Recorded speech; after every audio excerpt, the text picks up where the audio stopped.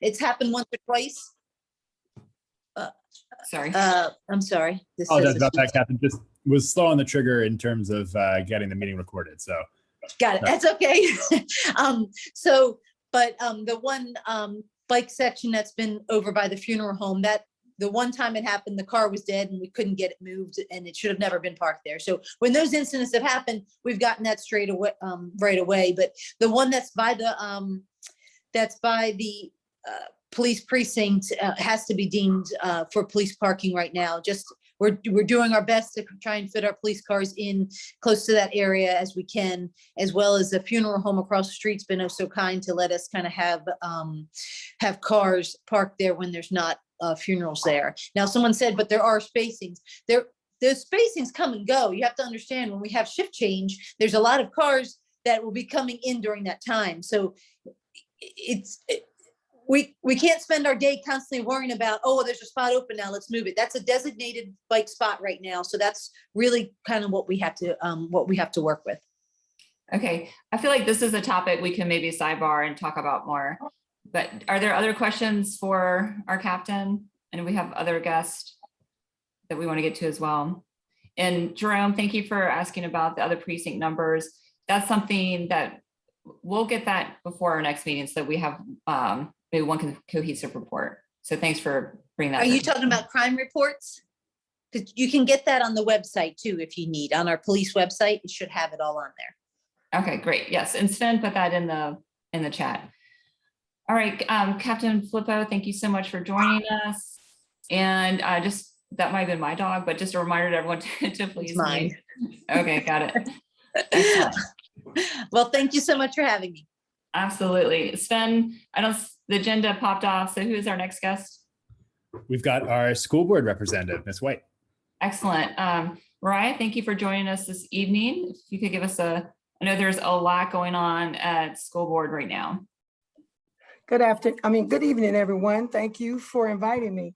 Yes, there is a lot going on, and we have one more meeting, which is in December the 6th at 6 o'clock. And I'm just going to run down some topics that we have been facing during the year. We have been dealing with academics right now, collective bargaining, George Wolf construction, year-round school has just came on our plate, rezoning Riverside School, mandate for vaccination, and of course, everyone knows that now 5 to 11-year-olds can be vaccinated. In the second district, we're on one point. Our teachers are working hard. Our principals are doing their leadership. They're right on point. I'd still like to thank for all the picnic tables that we have received. We're still asking, and I'm asking as the board member, for gift cards for our teachers. We know we're getting closer to the holidays, which is Christmas, and then it would be Teachers Appreciation. So if you really want to actually give a gift card to one of the 3 schools, whether it's Carver, Fox, or the alternative, you can reach out to me, or you can just take them by the school and give them to the principal. But to make a short story, if anyone has any questions, I can answer them right now. Either put them in chat or raise your hand. I don't want to be long, but the next thing that we'll be doing is year-round, the year-round calendar. It will come out, the survey, the 1st of December. The board will look at it the last week of November, because we want to make sure that it don't have some of the questions that it had before. Then it will come out. I did ask for an optional D. So there is an option A, B, C, and D. And D will be traditional. We're asking for a teacher's survey as well as community. We would like the community as well as the parents, everyone who's involved in this year-round schooling that is proposed to us. Is there any questions that I can ask while I'm here tonight? Well, Mariah, actually, I had a question. So I thought the year-round question had been settled. It was voted on. There was a lot of community outreach. There were polls. And just, anecdotally, I have friends in North Carolina that have their children in the year round, and they have been really positive about it. So is the school board now potentially backtracking on doing year round? Well, every decision can be relooked at. And based on the pandemic, I mean, the way we are now, we are looking at our logistics. And I'm going to talk for Mariah, so I'm not going to talk for the whole board. But I am actually looking at the logistics. The logistics are not there that we have. We're losing teachers. We have lost 100 so teachers. We don't have substitute teachers. But right now we're in trouble with transportation. We have some buses that go back 4 or 5 times at our large schools. As you know, we did have a problem with the food. We're still waiting on that new contract. So the logistics is the point that gets me. If we're going to do year round, we need to have those actually fixed. And those were one of the things that I had asked for. That's why I asked for optional D. I also asked for the breakdown of the cost. Some of the costs, I believe option A was 8 million. Option B was 13, I believe. And option C was, I believe, like 15 million. I need a breakdown. I don't believe in just giving me a basic cost. I wanted a breakdown on that, and I wanted also a breakdown on teachers planning. If we're going to do a year-round calendar, we need to ensure that it is right.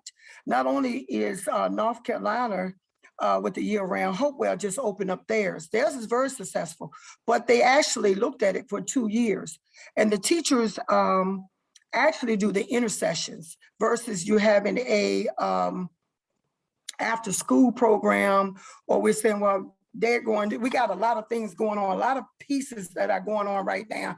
We have actually next up, who is actually the third party, who has actually, for the extended day, they have the Y, they also have Parks and Recreation. So they are our third party who has now contracted out the Y and the extended day. Those are some pieces, some moving pieces that we need to actually get in place. If we get those in place, it would be great to have year round.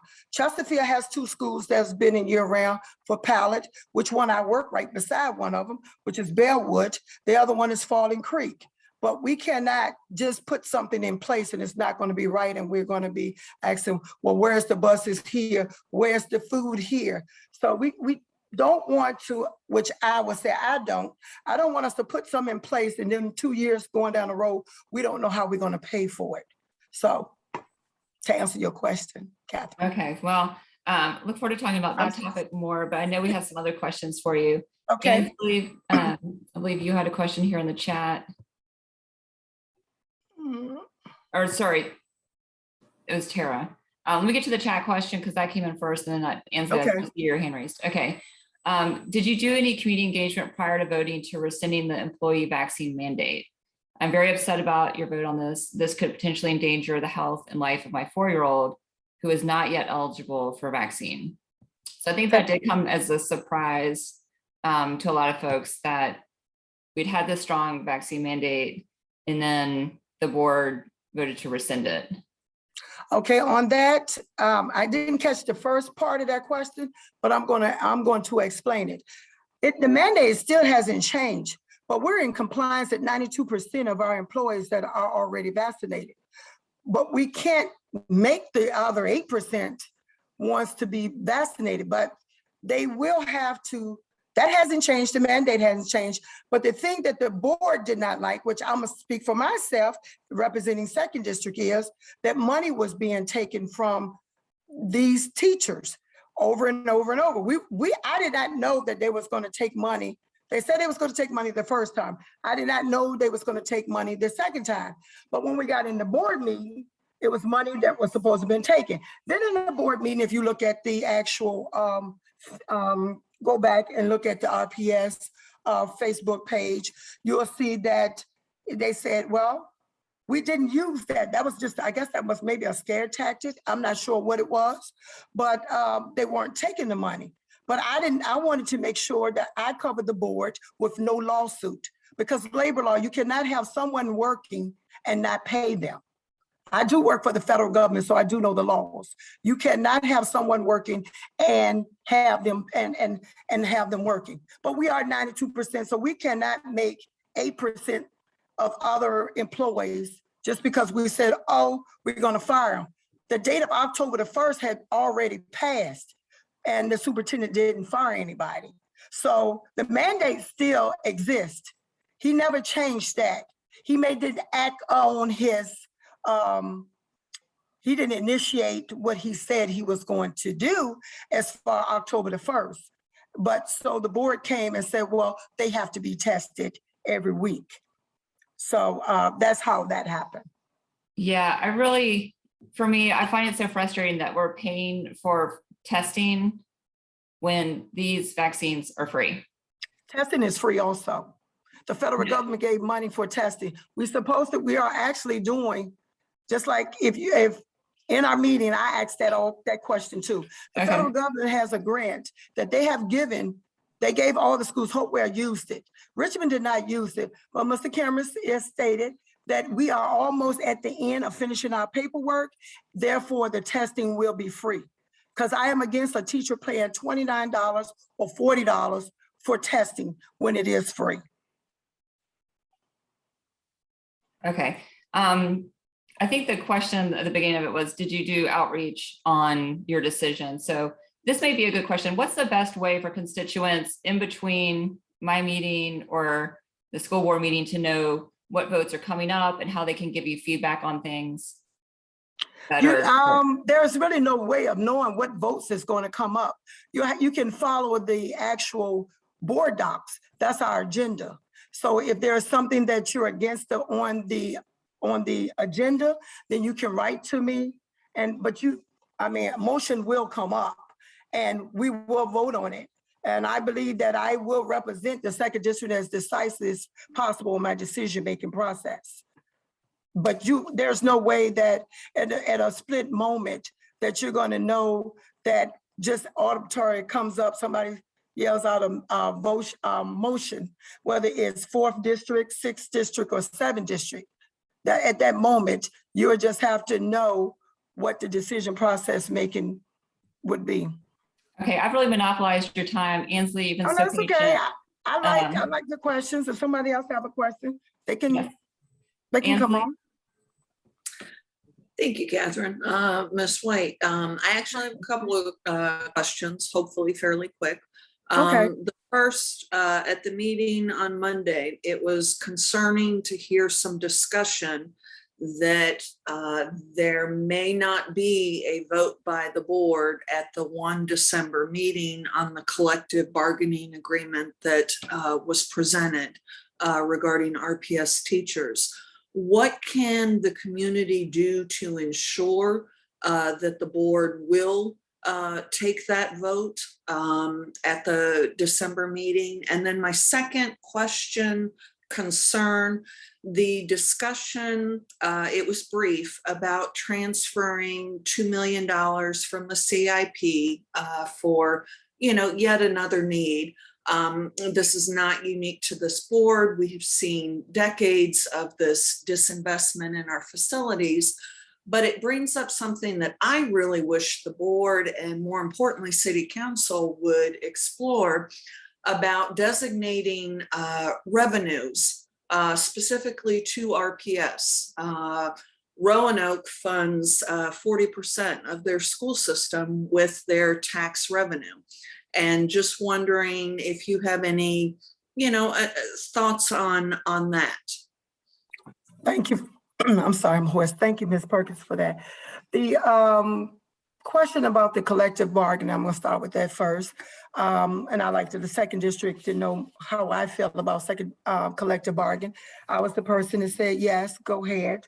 I'm not sure what the delay was, but some wanted to go in more and have a panel to make sure that they look at everything that the board may want to add into the collective bargain. I read the REA's, their proposal, and I agreed with their proposal straight off. But what the community can do pretty much is, I guess, write the board, because they have already decided December the 1st that it may be not enough time. But I think that based on the board members that I know that will be running the committee, they will be encouraging it to vote on the 1st of December. But as a community, I would say, Ms. Perkins, to actually write the board and push it, because they have already set their agenda, and hopefully they will vote on the I am hoping that they vote on the December the 1st, just to make sure it is off my plate. So that's one thing I'm hoping. And after they have their meeting, they don't have to actually come to the city council, because I think that was something that was mentioned. And on the money with the, as for the CPI money, what was that about was that we have some money that was left over from some prior school buildings. And what was said that we had to do a process to ask the city council for our money. And what happened was one of my colleagues made a motion and thought out the box and said, well, eventually we're going to get this money. And we weren't told. Our president had just told us that we had to do this process, this application, and it was extensive. And the mayor may look at it on the 13th of December, So we don't have anything guaranteed, but we want to continue on with our process. We have now hired the people in place that we need, and we needed the money so that we can make sure that we go ahead on with the next step. So we asked for the 2.1 million. And now we just came back and they said, well, maybe you have to ask city council. So we're in the process of wondering, we just went to our actual legal attorney, asking her the question. The money is already in the CPI, and both ways you're telling us that we have to go to the mayor and the city council has to approve on it. So we did try to go we try to go around the money that's in there, take that 2 point, and we're waiting on this money that they have to prove in December or January. We don't know when we may get it, but we know we'll get it the first part of the quarter and just put it back. Well, it's gonna go back. We're not gonna put anything back. It's gonna go right back into the CPI, which will increase our budget. And that's what happened, Ms. Perkins. Yeah, so I don't think city council, just for everyone on this Zoom, has any intention of trying to, obstruct where we are. George Wythe has got to get built. This has been a really messy, frustrating process for everyone involved. I think there's some people who are not on this Zoom that I wish that they had focused their energy somewhere else. Can't figure out year-round school right now because we got bogged down with this situation. Kids learning loss, the numbers are horrific. There are so many things going on that I wish school board had been able to focus on instead of latching in on this one particular high school. So again, I think the people who are really driving that discussion, they're not on this Zoom, but we've got to move forward and get out of this quagmire. So I do believe that paperwork will be coming through on the 13th, and I'm sure people will talk about it, but I don't see city council not, getting the funds to the school board so that they can get this moving, because the students and the families deserve to have that building figured out. So I know we have so many passionate families and constituents who could talk with Mariah all night long, but I will offer, Mariah, if you ever want to do a They can always call me. Yeah. They can always call me. I'm willing and I'm ready to listen. You can always call me. Yeah, and we're happy to set up a Zoom. We can use our Zoom account if we want to do another one, but we have a number of other folks ready to get back to their evenings as well. So I know we didn't get to all the questions. We will email the questions that were not addressed in the chat to Ms. White and share them back out to this group. So thank you everyone for your questions. And Ms. White, thank you for being here. We appreciate you making yourself available. All right. Thank you, Catherine. Mm-hmm. Sven, who are we on to next? We have got our folks from VCU on. Excellent. Okay. So we love our VCU neighbors, and we were thrilled that our women's basketball team got to hang their A10 division championship in the rafters last week. We have Miles Gordon, we have Tito Luna, not to steal their thunder, but I know we are working on a Greek life report, and our office has been involved with those meetings. As soon as there's something to share, we will share that out. But I know, following the death of the student, which was really horrible, people are very interested again in revisiting what is Greek life on NBCU campus right now, and then really just in general student life, because I don't think it's all about Greek houses versus student houses. So Tito, do you have any words of welcome for us? Yes, thanks so much. Tito Luna, I'm the Neighborhood Outreach Director with VCU.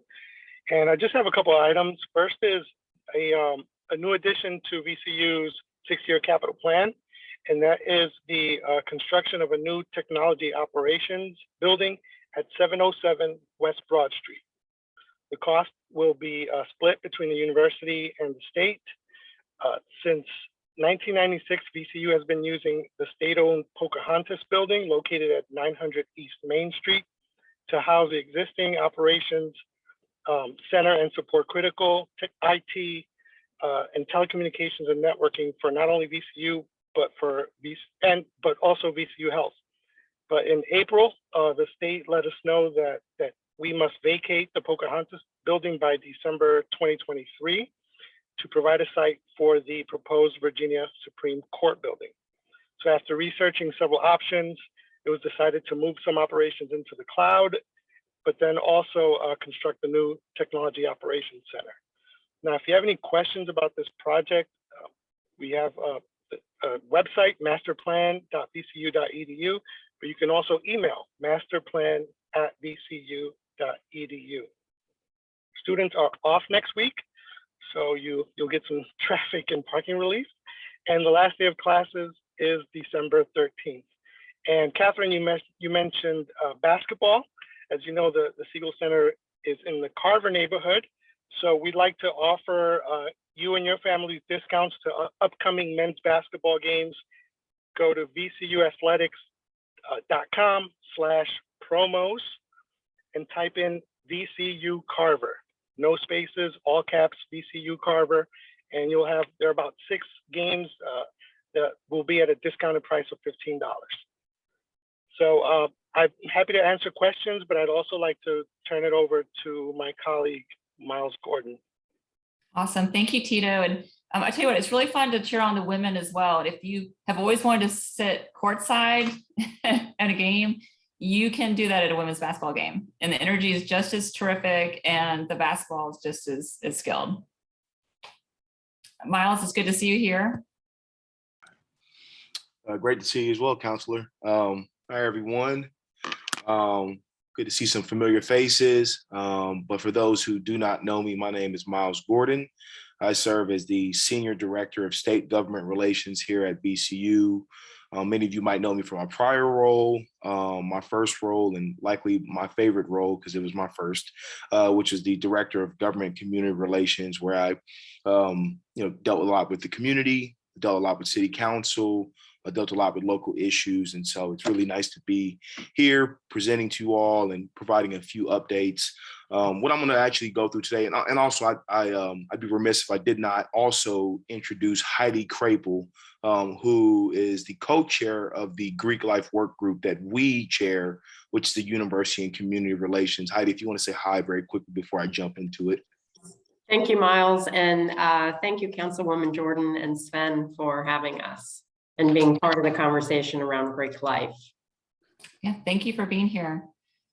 And I also wanted to note, I don't know if you were going to mention this, Miles, but VCU just had a grand opening of their Da Vinci Center on Broad Street, which is a really cool program. Heidi, do you want to just give a quick snapshot of what that is? I'll probably punt to Tito here because he went and I was not able to attend. Sure. So I'll give you firsthand knowledge of the entrepreneurship that's happening at that building. Yes, it's the Shift Retail Lab. So we have lots of students and alumni who have created products and services, and they would like the community to come in and test them and give them feedback on their products. So it's a great way to provide real world feedback to our students, to our alumni, to community members. We're also partnering with some community members on their entrepreneurship. So please visit us. We're right across from the Siegel Center on Broad Street, and love to have you there. Excellent. Well, thank you all for being here. And I think our next agenda item here, we have presentations from some of our favorite folks of the city. We have Director of Public Works, Bobby Vincent, Director of Citizen Service and Response, Peter Briel, Richmond Tree Stewards, President Louise Seals, and one of my favorite tree people in the city of Richmond, Daniel Klein, who I served on the Green City Commission with, and who is doing all kinds of great urban forestry work for Richmond. So this was our sort of, topical thing for our district meeting. We get a lot of outreach about trees. Trees because of sidewalks, trees because of clogged gutters, lack of trees. So sort of in the spirit of Arbor Week, which we all just observed, and really it's Arbor Day every day, because trees need our love every day. I would like to turn it over to that topic. So thank you everyone for being here. Bobby, do you want to give us just sort of a snapshot of how this works? Or Miles, you doing okay? Sorry. Yes, good evening, everyone. Hopefully everyone can hear me?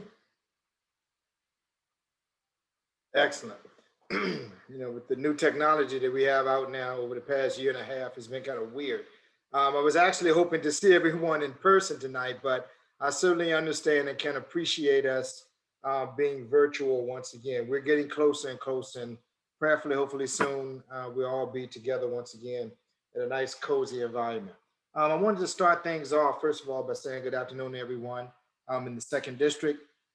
I know we have a great deal of Civic Association presidents and people who just care about their community that's on the line tonight. And I want to tell you first and foremost, I certainly appreciate all that you all do, because you all help us to do our part in terms of making your neighborhood and our community as best as we can. And I certainly appreciate each and every one of you for that. Just rattling off a few things in terms of how we set off some priorities before I go into urban forestry with regards to the Department of Public Works and our priorities to having a successful department. We started off with bulk and brush. The 2nd District obviously was significantly impacted by bulk and brush over the past decade. And we made a move about 3.5 years ago to move bulk and brush to be collected on the same day as recycling.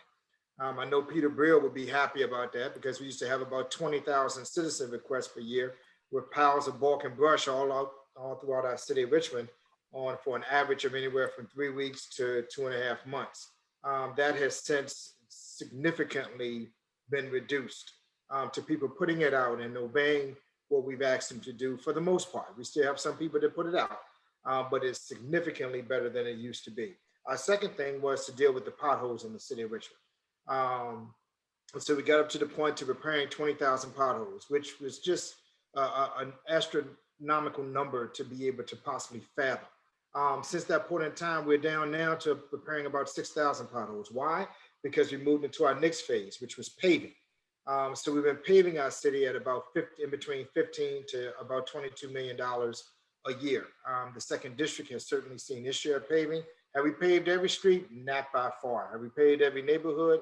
Not by far. But I challenge anyone who lives within the city of Richmond to say that they have not traveled down at least one, if not multiple streets that have in fact been paved. Once we did the paving, then we were able to move into alleys. Many of you all remember we were only doing about 10% of our alleys per year for a period of time. We were able to refocus some of those pothole and leaf collection crews over to working on alleys, which has enabled us to go from grading 300 alleys per year to now we're grading about 1,300 to 1,500 alleys per year. We haven't yet gotten to the asphalt alleys. That's a whole nother ball of wax with regards to trying to pave those. But we are putting a good foot forward there. So what many of you all have been seeing this year has been sidewalks. We wanted to make certain that our sidewalks can get back to a point of being healthy. So we increased our sidewalks from 2 crews up to 8 crews, and we're almost at the 8 crews, but the amount of service requests that have been taken care of so far this year has already tripled the number of requests that we were able to take care of last year as well as the year before. So I say all of this to say that DPW, we've come a long ways, but we still have a long ways to go. So one area that you will start to begin to see some new changes in next year is grounds maintenance. We have a lot of responsibilities with regards to vegetation, inclusive of trees throughout our city of Richmond. We have 512 locations. And just to let you know what the scope of those locations are, Monument Avenue is considered to be one location. Brook Road is considered to be one location. So we have 512 locations of similar size, inclusive of Richmond Public Schools, city-owned facilities, all of the medians, all of the parks, inclusive of Bird and Bryan, as well as playgrounds and traffic circles throughout our city. So we had a job fair last week that, to be quite honest, broke my heart because I wanted to hire every single last one of those individuals in line. But we were successful in terms of being able to hire 55 individuals last week out of our 197 vacancies. So I can't fund all 197, but this was a major foot forward in the right direction. So hopefully next year, and I'm going to take the word hopefully out and say prayerfully next year, I think that's a little bit better, we will have a significant increase in the amount of vegetation and vegetative maintenance that we'll be doing throughout our city of Richmond.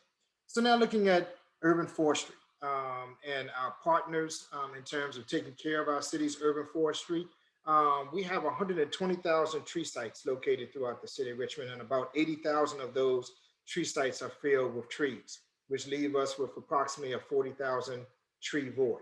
Over the past couple of years, we've been planting roughly about 1,000 trees, and we've been losing roughly about 1,000 trees, which has really not enabled us to be able to increase our canopy. So we've been working with within our special fund, as well as with the Adopt a Tree program and our tree stewards to see how we can increase the amount of plantings. And I've set a goal for us to have about 2,000 trees planted, maybe not this calendar year, but that is in fact a goal of ours. We're also looking to try to prune more trees than we have in past years because we know that if we prune a tree, we can save a tree, therefore not having to remove a tree. So we've listened to you all over the years. I think many of you all remember back in the day when we had only 2 arborists. We're now up to 5 arborists now. We just lost 1, which takes us back down to 4.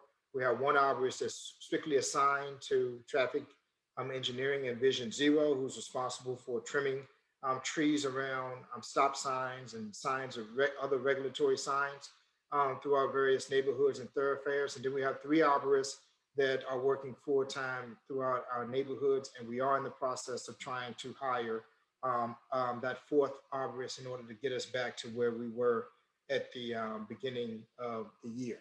So with that being said and done, I kind of want to turn things over for some questions before we go to Daniel for whatever questions and or comments you all may have as it relates to public works and or to urban forestry. Terrific. Thank you so much, Bobby. One of the questions we had, when you decide a tree is being cut down, how is that determined? And is there a way to inform neighbors before the tree is removed? On the 2400 block of Park, I think it looks like there was a tree removed that the neighbors would have liked to have time to react and maybe push back on.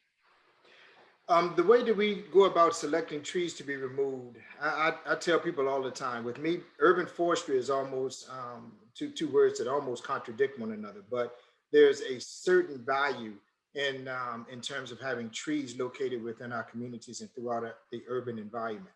And so I'm no Paul Bunyan at all, and none of our arborists, believe me, they treat these trees as though they were their cousins. They do not like cutting down trees. Unfortunately, there have been some instances where we've had to ask them to cut down trees. Those instances are very, very rare. Maybe only about 1% of the time do we actually ask an arborist to cut down the tree that they may not want cut down, simply because it's become that much of a nuisance to the community. That is not the case here on Park Avenue. When our arborists make a decision to cut down a tree, they do a variety of tests. All of them are certified with regards to trees and the characteristics of trees that can cause issues. And believe me, I know when certain trees or people become attached to trees, and we do value their historic nature to neighborhoods and what they bring to neighborhoods. But when an arborist makes the recommendation that a tree needs to come down or it can cause an issue, I listen to them and we proceed. Because those individuals are not going to be able to come back later on and say that we told you to cut down this tree, you were here, you decided not to cut down the tree and the tree fell on our house. That's the thing that we don't want to occur. And it does occur. And our hearts are broken every time that it happens. But we do have to keep in mind that we do maintain an urban forestry. So if there's a problem with a tree that's dropping limbs, or if the tree is half dead, or if the tree is in fact dying and it fails many of the tests that the arborist puts it through, at that point in time, it's deemed necessary for that tree to be removed. And so the way that we go about notifying people, generally speaking, we put an X on the tree and we put up no parking. And we also tend to list the trees that we're going to have removed on our website underneath the urban forestry section of Public Works within rva.gov. I'm sorry, did you just say that there is a map of which trees are It's being not a used? map as much. We used to have a listing of the trees that we had scheduled to be removed. I'm going to have to check and make certain that that listing is something that is in fact still up. We have obviously several parts to our website, and if that isn't still up, then I'll make certain that that is in fact something that we do. But generally speaking, we have in the past had a listing of trees that were scheduled to be removed on our website. Okay, and then, I mean, these are public assets, correct? Like they are in the public right of way. They belong to the city. The city is liable for when they fall on cars and things like that. When you Now- remove, Go ahead, I'm sorry. oh, sorry, I was gonna say, when you remove one, I mean, is the city will come back during the planting season and refill that tree well, correct? Maybe not that particular tree well. We try to be that efficient, but oftentimes the funding level is not there for us to be that efficient with regards to replanting the tree in the same spot where that tree was lost. But one thing that we do is that when contractors have to remove trees, we do require them to replace the trees inch for inch. So that means that if you lose a 24-inch tree, we typically will plant 12 2-inch trees in that tree's place, or a 3-inch tree in terms of equaling the quantity of the inch tree that was removed. So that is something also that has enabled us to be able to maintain the amount of trees that we are in fact planting. Okay, there's some follow-up questions to that specific location. I think we'll pull those offline and go further into that. You know, I'll call you and I can share your responses with the constituent. But there was a follow-up question. So if you, and Grady, I see your hand, and I want to give a shout out to Grady and to our Rosedale neighbors who were very interested in the urban canopy and were part of the inspiration for us putting this program together. So you mentioned 2,000 trees are the hope for next year. I know we had fought for money in ARPA to not only update the tree master plan, we also called for a new urban forester in the emergency resolution that passed recently. But 2,000 trees, I think, you know, what we're really needing is more like 5,000 a year. So how do we close that gap? I think we closed that gap certainly by funding the trees, but I also want to make certain that we close the gap by placing trees strategically and placing the right tree. We have a lot of trees that were planted, you know, 80 to 100 years ago. They just weren't the right tree. You know, the neighbors got together and they put some, you know, some seeds in the ground, and next thing you know, you got Monument Avenue with trees overgrown everywhere. We also have issues, and I don't want to call them issues, but they're conflicts with regards to our underground utilities. Trees love water, and we have water lines, and we have sewer lines that are underground. Every house has a ladder that's running underneath the sidewalk. So we have issues where the tree has actually outgrown its useful life where it is. And so at that point in time, we have to make a decision.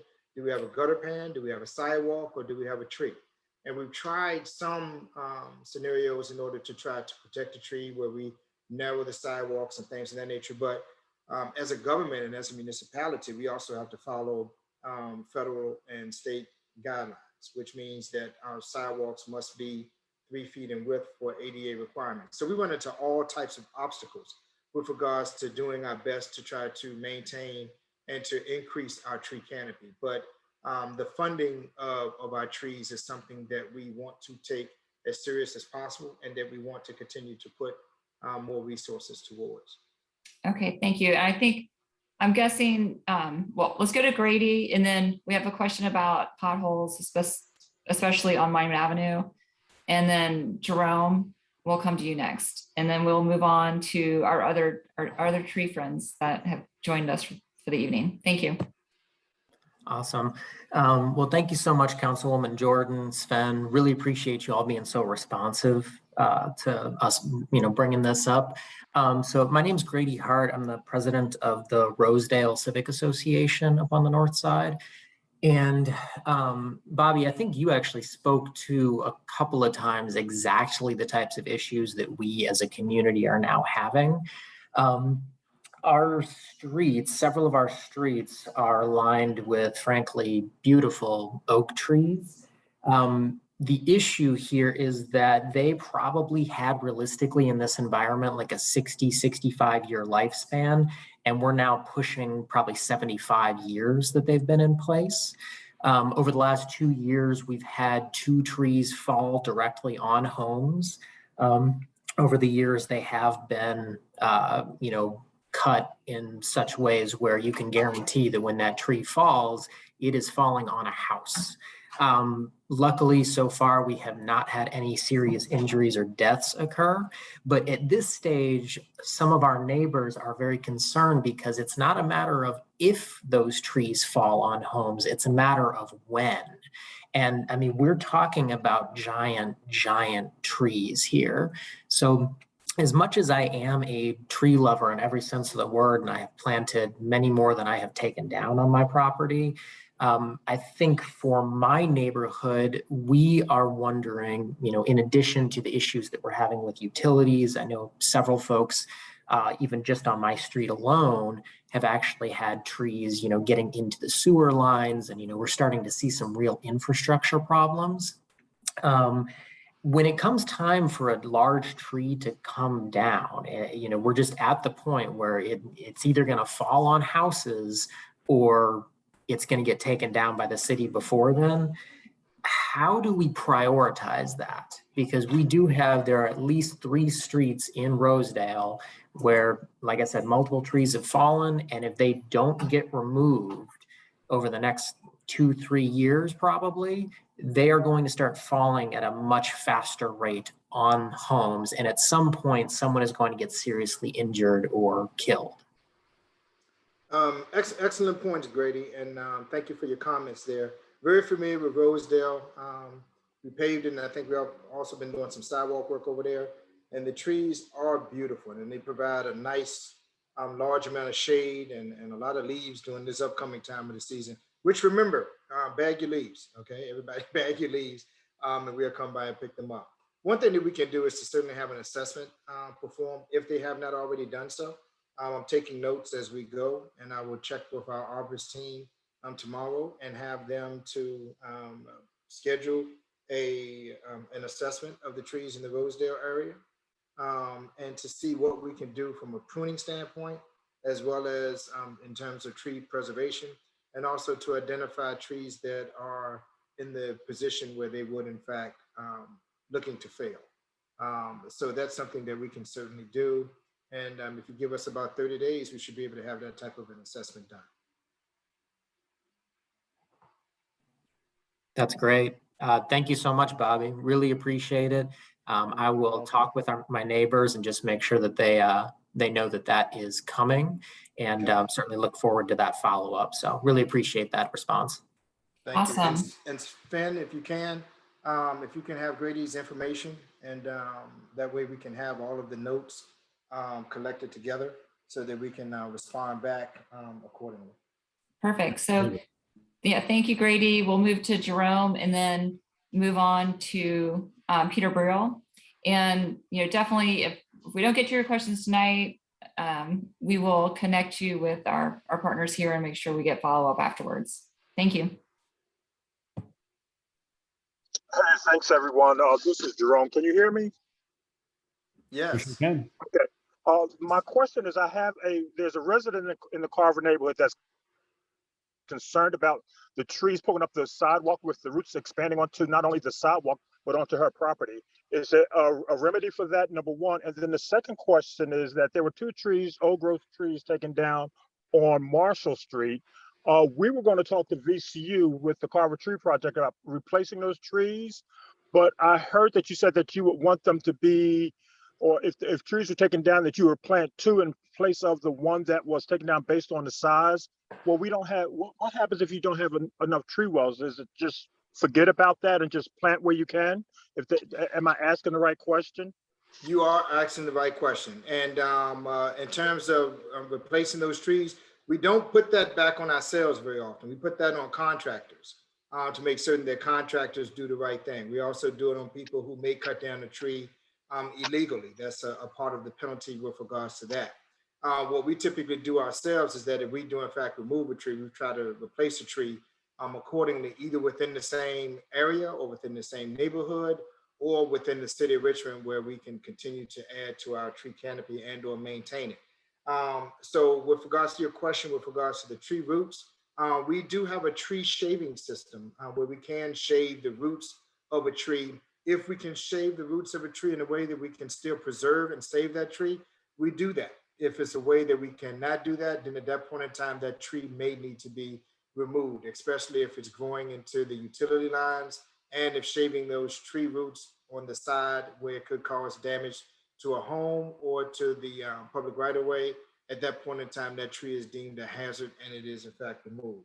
So if you can send that location and that address to Sven at that point in time, we can take a look at it and we can respond accordingly, just like we will with regards to the Rosedale tree pruning program.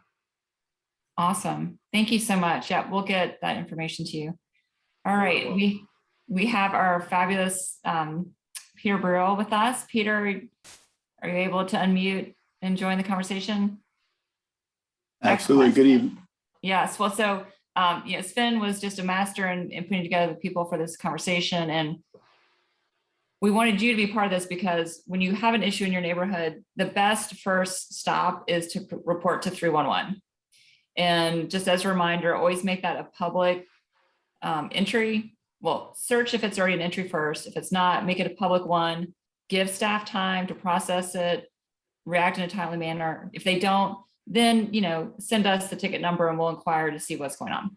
But Pete, if you want to give us some comments about what you're seeing and how our constituents can best interact when they have complaints. Thank you. Absolutely. Thank you for having me. And thank everyone for your time tonight. As Council Member Jordan said, the first best stop is always RVA 311. That ensures that we have a record of your request. Don't assume that because you emailed somebody somewhere that we have been able to maintain a record. The system of record for all of our citizen requests is RVA 311. Feel free to call us at 311 or 646-7000. But this is a very digitally oriented crowd, and it's much easier to actually go on to our portal or mobile app, rva311.com, or either our Apple or Android app. I encourage you to create an account if you haven't already. That way, whenever you create a request, you will have it in your My Request tab so that you can track progress on that. Within that, we've got a lot of reporting as well. So once you are logged in, you can look at insights. So for example, if you want to see all the open tree requests in Rosedale, you can go to the view all requests, filter for trees, filter for open, and take a look at Rosedale and see exactly what's in there. One thing we really discourage is submitting a request that you know is already in there. Repeat requests are just an administrative headache for the folks on Bobby's team who are trying to sort through and find the original request, close all the duplicates. It does not make it any faster. It actually makes it slower to repeat requests. Typically, tree requests do take some time because, and if Bobby's still on, he can probably keep me honest. I want to say there's 60,000 trees in the city of Richmond. That's a lot to maintain. So they prioritized based on the urgency and risk to the public, and then work backwards from there. But urban forestry has very dedicated arborists as well as very dedicated contractors who are working through that rather large list of tree requests that we receive on an ongoing basis. But certainly, if you have any concerns about a tree, the first place to start is by submitting a request. Then we can trace that back. We can see those requests that are aging. We can make sure that those requests that are most urgent or most aged are getting the attention that they need. With regard to Jerome's question earlier about sidewalks, trees lifting up sidewalks, one really important tip, this applies if you're looking at a storm drain that you think is hindered by tree roots as well. Submit the primary situation, which would be the sidewalk. They will come out and evaluate the sidewalk, and if the lift is being caused by trees, they'll then evaluate the tree as well to determine the solution for both. Same with a storm drain. If you see tree roots in a storm drain, submit the storm drain request. They will come out, they will evaluate what the situation in the storm drain. If tree roots are involved, they will address that as well. So that is really kind of my quick blurb, but I'm happy to answer questions. Thank you, Peter. One thing that I did want to say, my apologies, Councilman Jordan. Peter, thank you so much for the information. The 60 was real close. We're at about 80,000 trees, and I would be remiss too if I did not tell Ms. Margaret Seals hello. It's good to see your face. The inch for inch replacement, she was extremely instrumental in working with urban forestry in years past in order to make such issues a betterment within our city. So it's good to see your face, and thank you for all that you've done for our urban canopy in the city of Richmond. And Peter, thank you. You hit a home run. Great. I'm sorry, we moved on before we addressed the potholes on Monument Avenue, and that had been a question. Sven is going to include in our chat the paving schedule that is available on DPW's website. But I know the focus is really on trying to do the whole scale repaving and not just the potholes. But Monument Avenue is kind of tricky because it's not, you know, it's not the same surface as the rest of our neighborhood. Is that in the queue? No. Very good question, and I didn't skip Monument Avenue intentionally. My bad. But Monument Avenue is currently not in the queue for resurfacing. The portion of Monument Avenue that is between Arthur Ashe Boulevard and Stewart Circle, which turns into Franklin, is asphalt pavers. And so asphalt pavers are replaced in a different manner than our regular asphalt. And we certainly can't go out there and mill up those existing asphalt pavers. We are aware of some certain issues out there on Monument Avenue in that section. We'll do our best to address them because they can cause jarring effects to your car and to your body and everything else. And so we do want to do our best to prevent that. But the overall resurfacing of that portion of Monument Avenue is not scheduled anytime in the near future. I would just add to that that don't assume that because you've seen something that the city has seen something. We ask that you do submit those requests, whether it's potholes, blocked storm drains, anything else, via RVA 311. As you go through that process, you'll be able to see what requests have already been submitted. There's no need to submit a duplicate, but you want to make sure that we're aware of that so that we can address those concerns as quickly as possible. Excellent. Thank you so much. Well, so if you're still with us on this Zoom, you are really passionate about trees. And there is good news. There are so many different ways you can get involved with our urban canopy. And for those of you who helped write in and make sure that we got, this included in the climate emergency resolution, and that the climate resolution passed, and that we saw money for trees in our ARPA budget. Thank you. So you're doing great work, and there are even more opportunities. I'd like to hand it over to our next guest. Sven, I think you have the agenda up. Yeah. And I think Director Vincent gave some kudos to Ms. Seals already for the role that she has played supporting the city's maintenance of city trees. And she is the president of the Richmond Tree Stewards, and you should be able to unmute yourself. I think I just did. Can you hear me? Yes. Yes, we can. Okay. Well, first of all, the kudos go to the tree steward volunteers who spend 20 hours in a classroom, then do 20 hours of on-the-job training before they become certified, and then keep their certification up every year, including 5 hours of continuing education. And they prune whether it's 32 degrees or 90 degrees.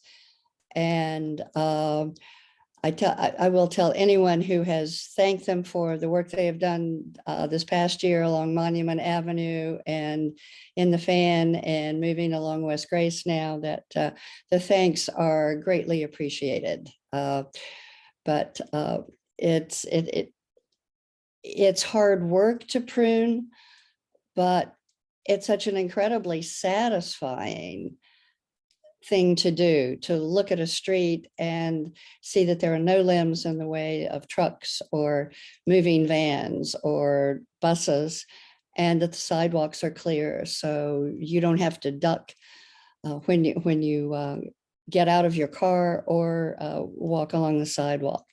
But pruning is just one of the things that we do. We answer a lot of tree care questions. We're always happy to help come and look at a site if you're thinking about planting a new tree, to try to help you make the best decision to get the right tree in the right place. We can also explain the city planting permits or maintenance permits. We're always happy to do that. And I want to give kudos to the city for the new website, and the urban forestry page is much easier to find. And the planting permits and the adopt a tree request have been updated to include some guidelines on tree care that are really important on getting the young trees off to a good start. And I know one of them is not going to be particularly popular, but one of it is not to cultivate the soil under the tree and plant any competing vegetation. And I know that a lot of Richmonders just abhor a tree well with nothing in it but a tree and mulch, but it's really important to get that young tree off to a good start. We partner with many organizations around town, from Carver and VCU on the Carver community. Hi, Jerome. I don't know whether Tito is still with us. We've worked with the Alliance for the Chesapeake Bay, the James River Association, Capital Trees, various school organizations. Holton comes immediately to mind. There are programs underway for planting trees at various schools. So we've given away a lot of trees. We've given a lot of advice, and we are open to anything that we can do to help increase your appreciation for trees.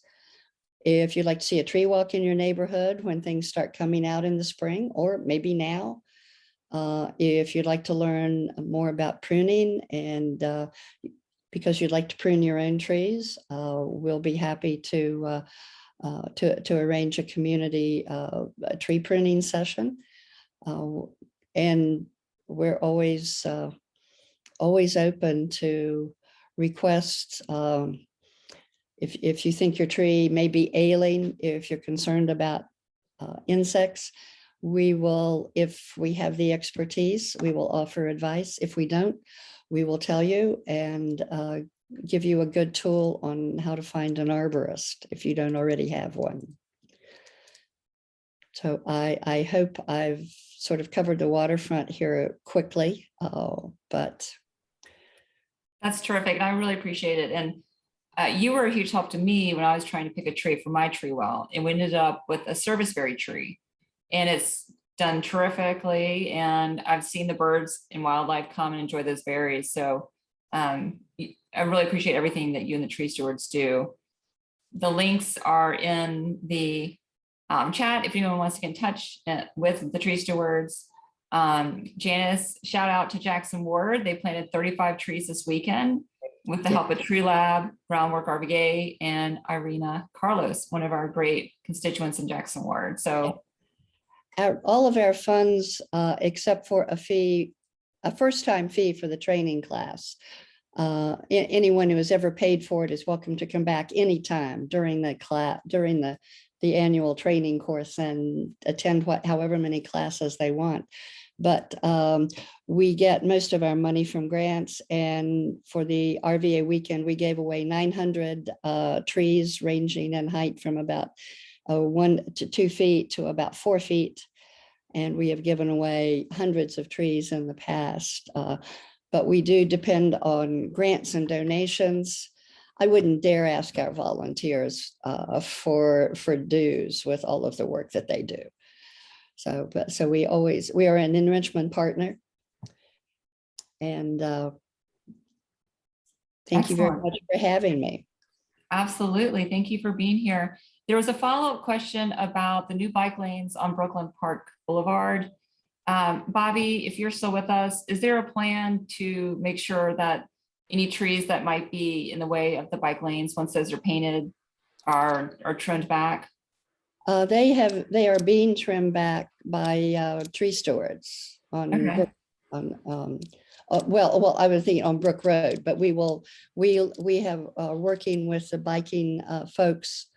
We've pruned several bike lanes, and this is something that needs to be done sometimes on an annual basis, because when you cut some trees, all they do is put out new leaves, lots more limbs the next spring.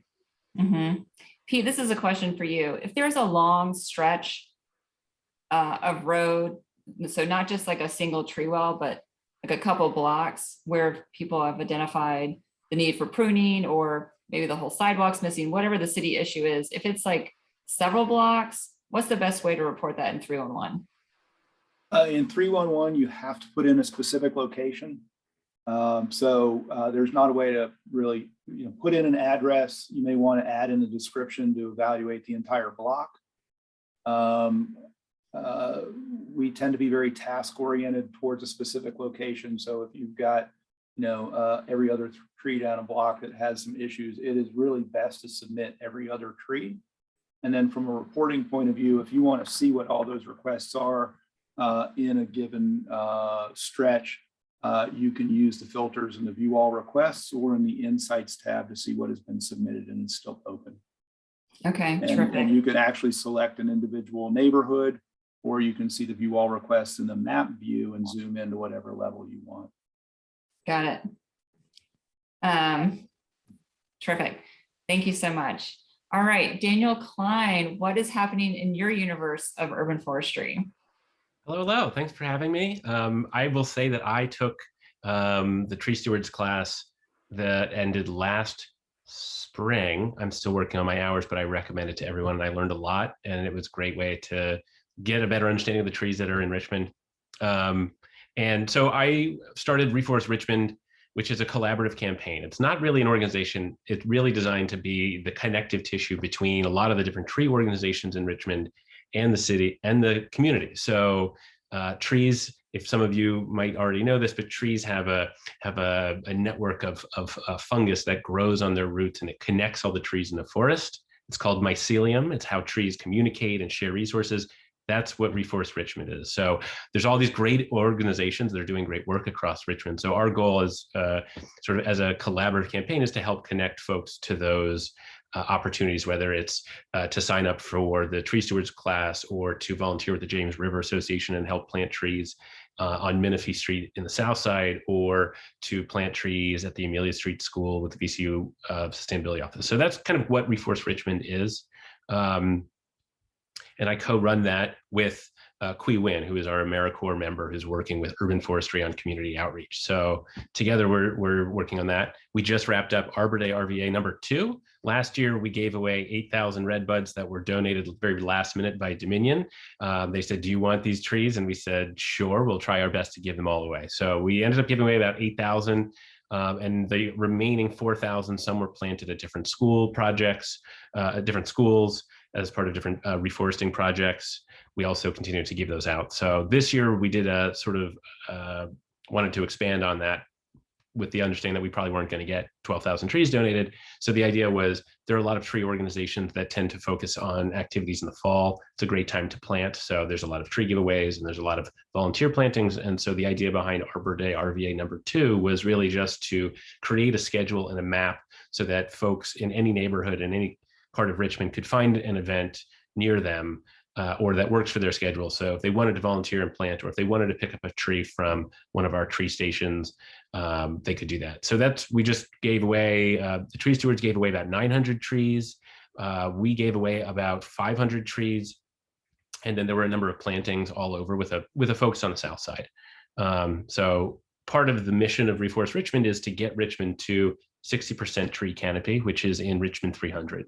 And so what does 60% tree canopy mean? I don't really know. Things that when Mr. Vincent mentions resources, it's really, I agree with him that this is we're at an opportunity to really dedicate more resources to our urban forests. And I try not to, well, we all care about individual trees. We miss big trees when they come down or they get sick. We always want new trees, but I also like to zoom out and remind folks, we have to think of Richmond as a forest. This was a forest before it was a city. Now it's a city, but there's still room for trees within our forests, and different parts of Richmond require different types of forestry. So when I'm explaining the difference, what is an arborist? What is a forester? An arborist is like a surgeon. They know how to fix it or help a tree. They can prune a tree. They understand the mechanics of a tree, and they're really special. So we have 3 of those, and they're great. They came out for Arbor Day for a couple different things. But a forester is like a hospital administrator.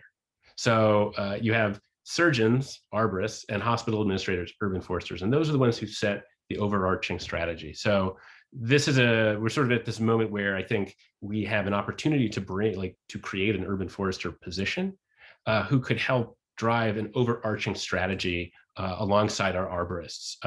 And no, with the idea that some neighborhoods have more trees, some neighborhoods need, and so I'll use an example. The 4th district has a lot of older trees, so it needs more tree maintenance. Whereas parts of the South Side, a lot of the districts in the South Side lack trees in certain neighborhoods and due to redlining. So this is a chance for sort of environmental justice by focusing on restoring canopy to neighborhoods that have been deprived because of systemic racism, and also an opportunity to say, okay, we know that other parts of Richmond need different types of forestry. So an urban forester would look at this city and say, we know that these and the arborists we have understand this too.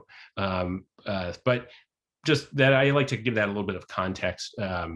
So an urban forester is somebody who could work with an urban forestry commission to together come up with an urban forest master plan, which would help get us to 60% by laying out sort of which neighborhoods we can prioritize first and what's our long-term vision for going from now, which is a city with a lot of great trees to, but not in every neighborhood, to a city that has more trees in every neighborhood, but prioritizing the neighborhoods that need them the most first.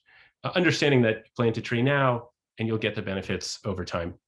The last thing I will add is let's see if I can remember my last point.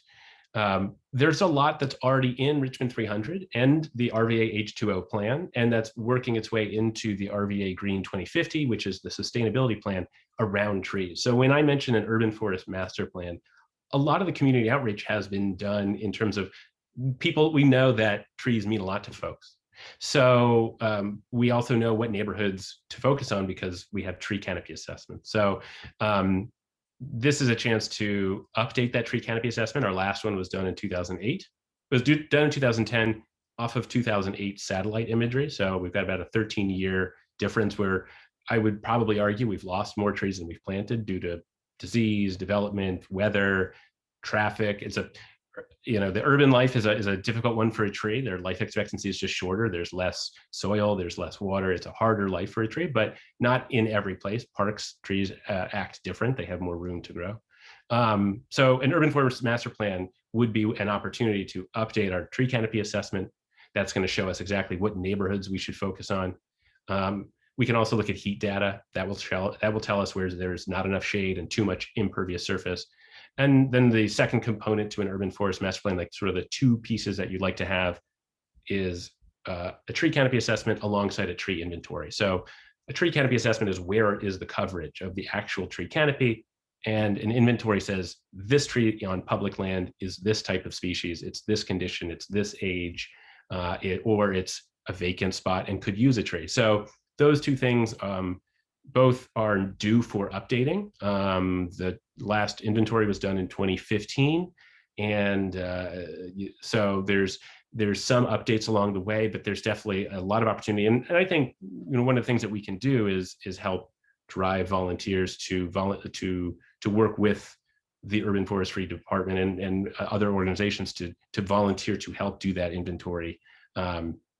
So there's a lot of community support for this, and that's kind of what the point behind Reforest Richmond is, to help direct that energy. So folks say, I love trees, I want to get involved, and we can say, great, here's a planting that's coming up, or here's the form for the Adopt a Tree. So yeah, so I would say like the headwinds are that we have some things that are a little bit out of date, but the tailwinds are everyone seems to be loving trees more than ever, and we have our sort of ducks lined up, so we know sort of in order what we want to do to get us to that 60%. So thanks for having me.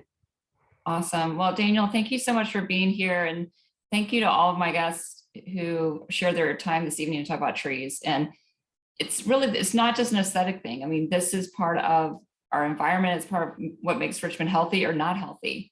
And there are direct, data ties to when we have higher crime, higher heat. Those are areas in our city that have less tree coverage.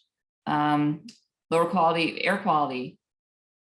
Very often that's in the heat island where there's fewer trees. So there are so many things that trees do that are part of making Richmond better, and it's such a worthy investment. So again, I'm grateful that we're able to get money into the ARPA funds for this, and I look forward to seeing, that urban forester position filled. I look forward to seeing the new master plan, because our climate's changing, and trees that we have been planting are not necessarily the trees we need right now, and definitely are not going to be the trees that we're likely to need in the next 50 years. So please, if you are still on here and excited about trees, check out those links. They'll be in our newsletter, in the recap, and get out and do it. It really is fun and gratifying, and you'll meet great people.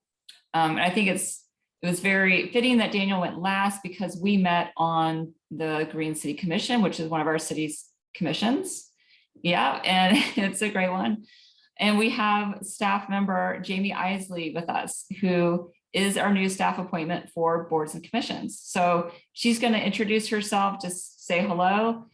And one of City Council's goals is to look at what we're doing with our boards and commissions. We have some that maybe are not relevant anymore, others that could use added emphasis and resources. All of them need better representation from across the district. Some have like everyone from one district, no one from the South Side. And disturbing to me is we allow folks who don't even live in the city to be on our boards and commissions if they have a business interest. And I'm sure there was a reason why that made sense at some point in the past, but I think Richmonders should be on these boards and commissions, not only because they're living here and experiencing these issues, but because it's a path towards being more involved in our city government. And that's how I really started getting involved with the city.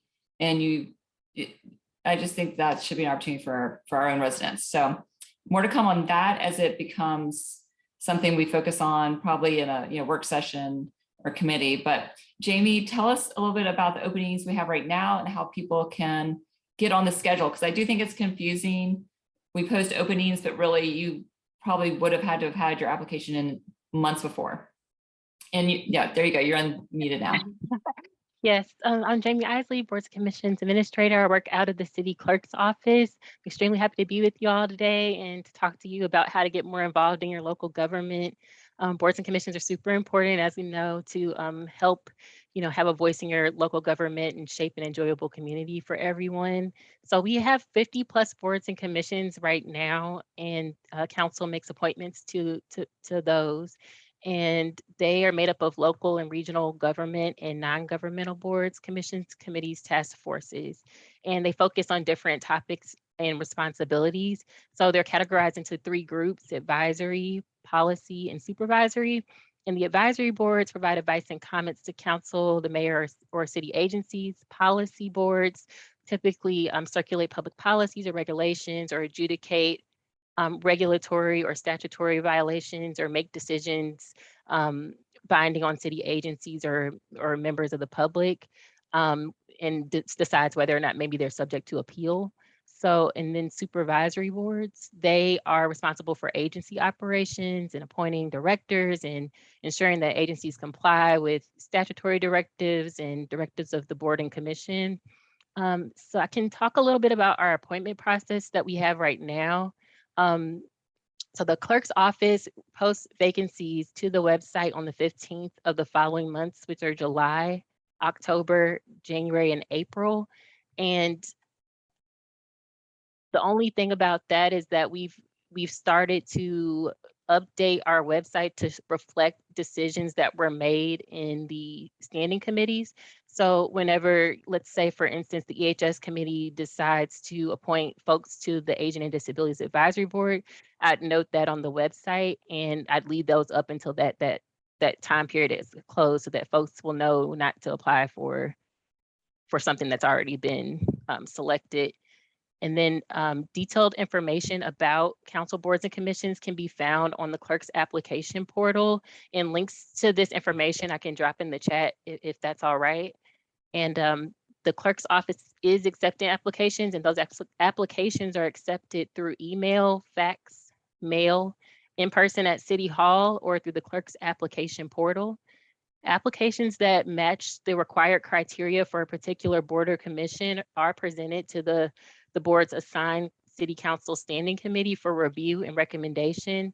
Those standing committees have the option to recommend folks for approval, or they could continue consideration of the vacancies to a future meeting date. So sometimes that kind of makes the process go a little longer than it normally would and overlap. And that's why we started to notate that on our website. Then after that, the full council will vote on appointment and reappointment recommendations during their formal meeting, and then appointees would then take their oath. And if I may, I'd like to highlight a couple of the vacancies that we have currently, specifically ones that we really need folks to apply to. The current deadline is December 15th, 2021, and the Board of Building Code Appeals for the electrical, general, and the plumbing and mechanical divisions are in great need of applicants. So if you know folks who are interested, who work in the electrical, plumbing, mechanical, engineering, or construction fields who may be interested, please ask them to apply. We're also in need of 2 members to join the Participatory Budgeting Steering Commission. We need a person with a disability and 1 resident of public housing. And also, if you know any RPS students who are interested in serving on the Human Rights Commission, we have been looking for a youth member for some time. And if you are wanting to get more involved in a commission, but you don't know much about it, the best thing to do would be to look on our portal to find more detailed information. about that board. And then you could also attend the meetings, because all of Richmond City Council boards and commissions and task forces are public bodies. Therefore, their meetings are open to the public.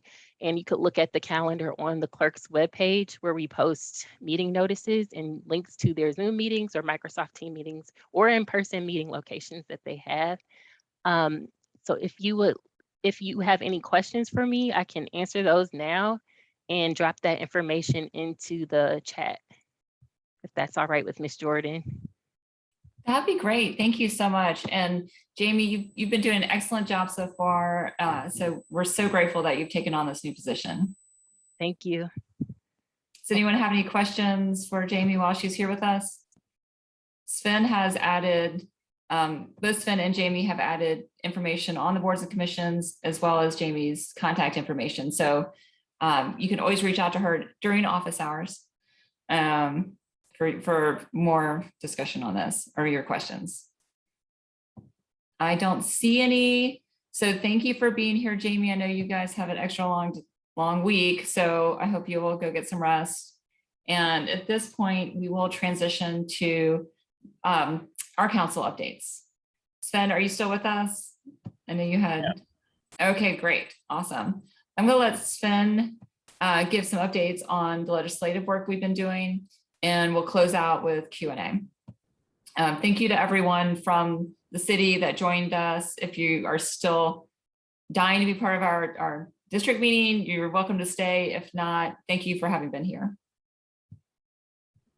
Yeah, and so we have one last full council meeting before the end of the year, and that is representing a little bit of a time crunch for council to get legislative drafting requests in for introduction at that December 13th meeting. There's already one paper that Councilor Jordan is carrying that'll be up on the agenda on the 13th that deals with a design overlay for the neighborhood of Carver that Jerome and other neighborhood leaders in Carver have been working on for a long time, and we're really happy to collaborate with them on. And there are a number of items that we are working on drafting right now with the city attorney staff and council legislative staff. And the first on our list is having to do with our city finance department.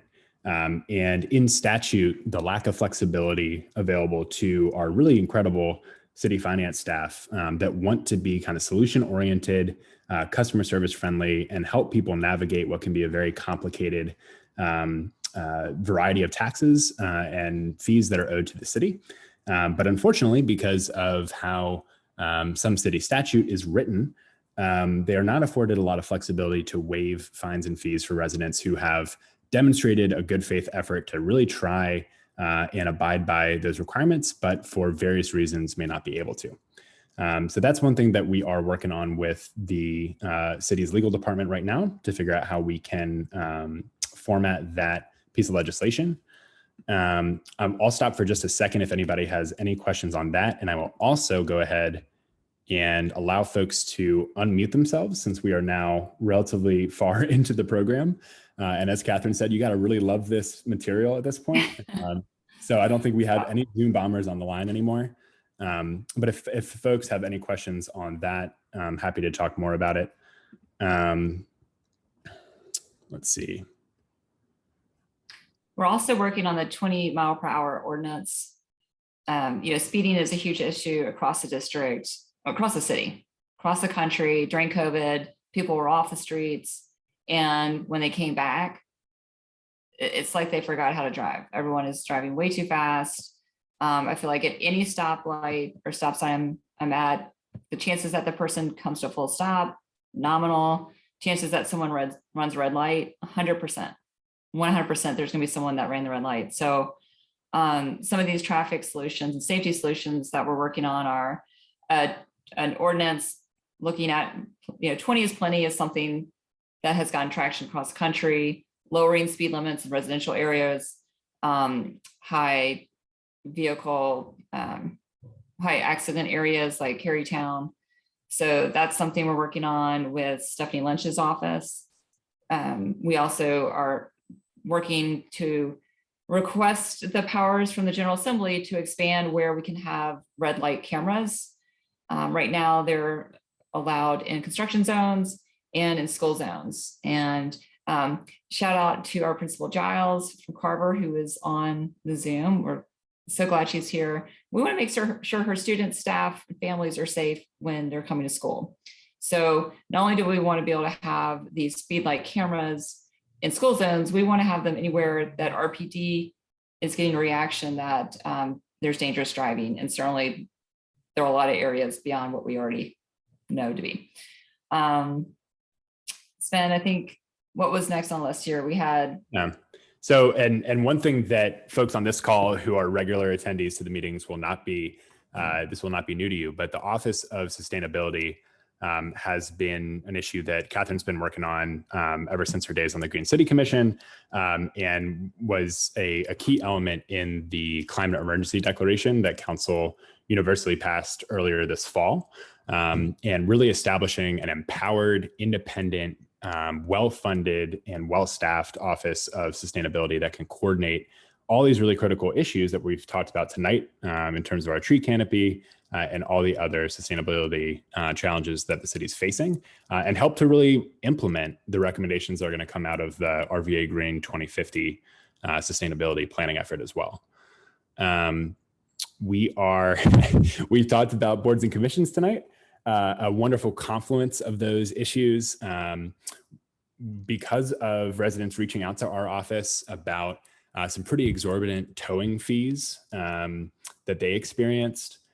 We have reached out to our parking enforcement folks with the city, and they have called a special meeting of the Towing Fees and Fines Advisory Board for this coming Thursday morning. And so we are hoping to meet with them, and it is a public meeting. I'll drop the information in the chat if you're interested in participating, and hope to figure out if there's a path forward where we can bring down some of these pretty exorbitant costs for residents, and take a look at what is reasonable for if your car does get towed. Let me see. Anything else, Catherine? And I think you are muted. You're correct. There was a follow-up question about the 20 mile per hour, meaningless if we don't have enforcement. So yes, we have got to have enforcement, and there will be a strategy for deploying this out and deploying it with enforcement and with some of the trailers that do speed enforcement. But the reality is right now, our police force is down over 100 officers, and while they are able to do some targeted enforcement of traffic violations, the reality is they're responding to things like shootings and break-ins. And what can we do to change that? Our office signed on for a resolution saying when we come to the next budget, just to back up for a second, there's a pay plan study to look at how we pay our public safety officers, so fire and police. And I think everyone probably on this call knows that their pay scale does not compare to our surrounding counties, doesn't compare to BCU. We're constantly losing police officers because of low morale, but also because of low pay. So we're working to address the things we can. We've got to get the pay up. The pay has got to be competitive so that we can start filling all of these vacancies. Until we get our police force more fully staffed, I think it's going to be a while before we see them doing the traffic violation enforcement that we were used to seeing, years ago. So that is a very salient comment. Thank you for making it. We are working on that. If you similarly believe that we need, to address the pay issue, please make sure that you're reaching out to the administration. So that is our mayor, that is our chief administrative officer, rest of council. Let them know that you want our first responders, our public safety officers to be paid competitively. We get all the time comments to our office, where are the police? It took forever for the ambulance to come. It's not because they don't want to be there. It's because they're addressing another issue that's a higher priority on their call list. So, and then hopefully the speed cameras will help deter people as well. But yes, thank you for bringing that up, Jeff. And this dovetails really well again with our boards and commissions conversation, because as Catherine and I know, as Jamie knows, as probably some of the folks on the call know, our boards and commissions play a really critical role in our traffic safety, traffic calming, pedestrian and cyclist infrastructure conversation through the Safe and Healthy Streets Commission that meets quarterly throughout the year and has a mixture of DPW representation as well as citizens and others.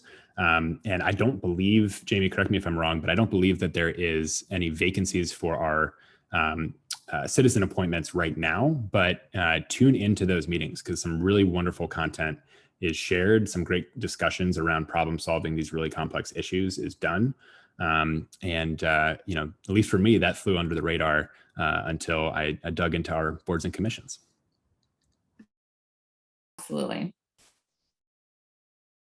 So I think also on our legislation in related to safety, our task force on the Civilian Review Board presented their recommendations to both the Safety Committee and to full council. We will see some version of that implemented. And I think it's really important to help rebuild the trust between the community and our public safety. And this is things that we also hear public safety officers wanting, because we need an independent, third party. So it won't be everything that was presented. It should be something reasonable and impartial to look forward to. So please stay engaged with that because we will need to hear your feedback. Lastly, I would say on our legislative update, and these are mainly just the highlights. There are lots of other things that are more technical that are probably not as interesting for folks, but ranked choice voting. We'll be introducing that. There's been a great groundswell of local support. I see someone excited on the call, give some thumbs up. Yeah, so there has been a lot of, sorry, it's so late. It's been the longest day, but there's been a lot of grassroots support for this initiative. And there are several groups working on it that have been talking to the mayor as well as all city councils. So I think you'll see several, if maybe all of council signing on to a resolution to bring ranked choice voting to city council elections. And that's what we're allowed to do for now by the General Assembly. If we want to expand that to school board or to the mayor, the General Assembly has to give us that power. Right now, it's only applies to city council, and it would apply, in the next election, and there'll be a lot of time for education. The advocates have been talking to the city registrar. We've talked to the city registrar. He thinks it's an easy thing to implement. So that's just to let you know, it's something out there that there will be meetings on, and I think is a very interesting opportunity for the city. So this is, as you can see, there's a wide range of big issues that our office works on, creating new offices, and then trying to fix things like being overcharged for towing. So all the things that we're trying to make progress on, it's in reaction to things that people like you have brought to our office. So thank you for that input and for that feedback. We're here to help, and you're experiencing things that maybe we're not. So thank you for bringing added breadth to our work. I think I'll close out here. Well, I'll pause. Are there any questions about any of those topics? And you should be able to unmute yourself now if I did that correctly.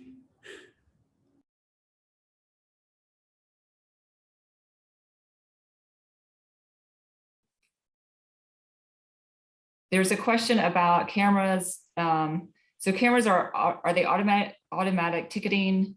And then are there opportunities to shift responsibility to civilian parking enforcement?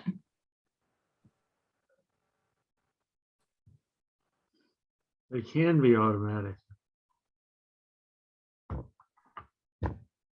I think we have some information we can share out on what's written on that and how it's used in other municipalities. And yeah, so Chris, thanks for the question. My understanding is that the photo speed ticketing does equate to sort of automatic ticketing. It is, you do need a RPD officer to essentially certify the ticket to ensure that it's lawfully done. But that is automated enforcement in that sense. And then on the civilian parking enforcement front, My understanding is that is something that the city did at one time before outsourcing parking enforcement to a contractor. And one thing that Catherine has been pretty involved in the last couple of weeks and months is the administration pursuing a parking utility concept, where that may be potentially an element within that.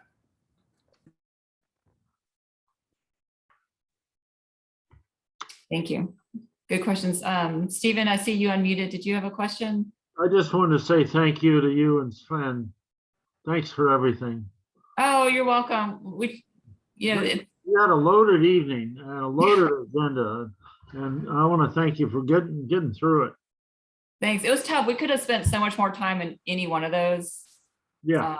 But at least this gives everyone sort of a quick snapshot or update, and we can circle back for more. And it really helps us understand what people are interested in. The only comment I would make is that if you're going to do ranked voting in the city, it should be for the mayor and the school board as well as the city council. It doesn't make much sense to do it for one and not the other two. Well, we might have the opportunity because, to go back to the General Assembly and say, look, not only are we saying yes to city council, we want you to add in our ability to do school board and mayor also. And that would be something, that we would need really the voters to add their voice to, as well as school board and the administration. Right. But I think at least we're working in that direction. And I think people are getting more familiar with it as a concept. And I mean, I think you could say it worked for our governor-elect in the primary. That's how they did it. Yep. In a casual way. And Stephen, it's a great point and a good reminder that we never do anything alone. So definitely absolutely reach out to our General Assembly delegation and your GA representation at the state level as well to voice and also, doing it just for council does allow us to have sort of a proof of concept for those other offices down the road to get folks more acquainted with it on their ballot. So one step at a time. Exactly. All right. Well, I think we're in the waning hours of interest in district topics. So I will close it out by saying we are going to take a break from district meetings in December. I hope everyone has a wonderful Thanksgiving. There's so many different opportunities to organizations in our district and the city to volunteer. And I think we're incredibly lucky that the city has found a partner in Commonwealth Catholic Charities. They're the ones operating the cold weather shelter up at the Days Inn, and it will ultimately be over in Oliver Hill Way, but I'm sure they, would have opportunities. And then be on the lookout. We will be sending out a questionnaire. Getting through this first year on council during a pandemic has been wild.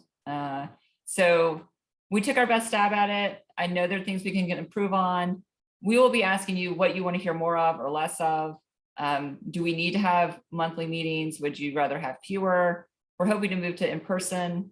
So we'll be asking questions about how we can best communicate and serve our constituents. But everyone, please stay safe. And thank you for spending your evening with us. And as always, I'm going to close out by saying thank you to Sven. Thank goodness for Sven. He does so much for our district and our city. And we wouldn't have, there's so many things that we wouldn't be able to achieve without his hard work. So everyone join me in a clap for Sven as we and clap for yourselves, y'all. We wouldn't be able to do it without you either. So thank you guys for sticking with us until 7:51 on a Wednesday. Yeah. All right. Good night, everybody.